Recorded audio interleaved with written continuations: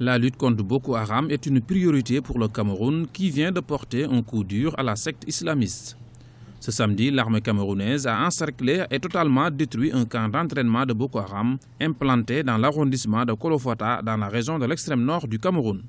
Une action qui montre la détermination des autorités camerounaises de vaincre Boko Haram. Il y a une idée qui a été sage, vraiment pleine de sagesse de la part du chef de l'État. C'était cette idée qui a consisté à réorganiser le commandement militaire dans la région du Septentrion.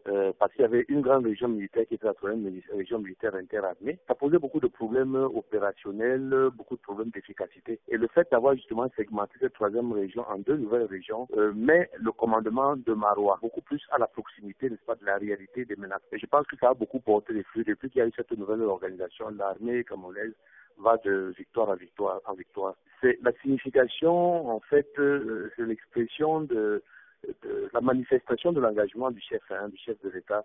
Tous les moyens ont été mis pour que nous puissions combattre la secte Boko Haram.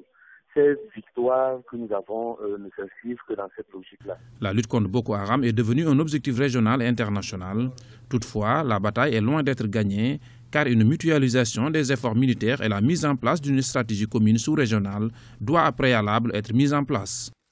Je pense que si tous les pays font un minimum d'efforts comme le Cameroun fait aujourd'hui, on va arriver à bout de cette secte. Parce que si vers le sud, le Nigeria presse, vers le nord-est, le Tchad presse, vers le nord, le Cameroun presse, Boko Haram, ce sera un souvenir douloureux peut-être, mais ce sera un souvenir d'ici quelque temps.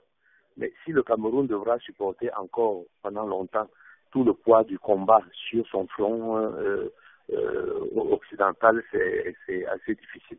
Selon plusieurs organisations des droits de l'homme, la nébuleuse islamiste qui agit également au Tchad, au Niger, au Cameroun et au Nigeria a fait plus de 2000 victimes depuis le début de l'année 2014.